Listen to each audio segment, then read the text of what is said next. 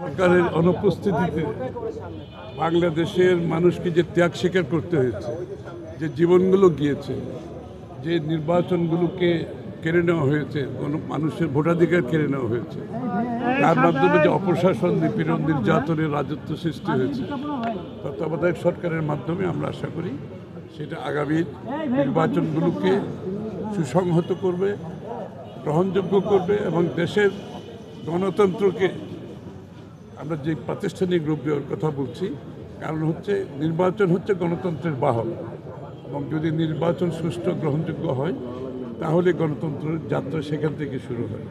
এবং আশা করছি বিশেষ করে এমন একটি সময় আমরা একটা নির্বাচনের এখন সম্মুখীন, এই নির্বাচনকে সামনে রেখে যদিও বা এই নির্বাচনের জন্য সেটা প্রযোজ্য নয়, তবে এটা একটা সিগন্যাল যে আগামীর অন্তত দিনগুলোতে নির্বাচনগুলো সুষ্ঠু হবে, গ্রহণযোগ্য হবে, বাংলাদেশের মানুষ তাদের ভোটাধিকার প্রয়োগ করতে পারবে, তাদের প্রতিনিধি নির্বাচিত করতে পারবে, তাদের নির্বাচিত সরকার দেখবে যে নির্বাচিত সরকারের অনুপস্থিতিতে দেশ কি কোন জায়গায় যেতে পারে।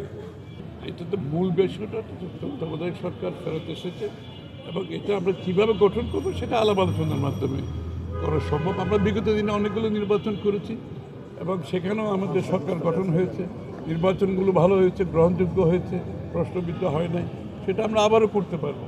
এটা তো আবিষ্কার করার কিছু না, আমরা করেছি, সফলভাবে করেছি বিগত দিন, সামনে আবার করতে পারবো।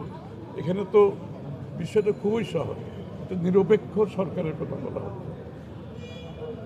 অনির্বাচিত একটা নিরপেক্ষ সরকার যেটা তত্ত্বাবধায়ক সরকার দায়িত্ব পালন করে, এটার কিন্তু চরিত্র, এটার গঠন, চরিত্র, এটার কার্যক্রম সব কিছু কিন্তু বিধিবদ্ধ আছে।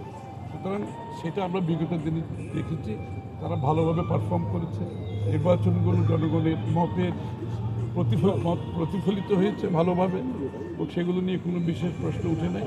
আর যদি প্রশ্ন কোনো সময় উঠেও থাকে সেগুলোর সমাধান তো আমাদের কাছে আছে।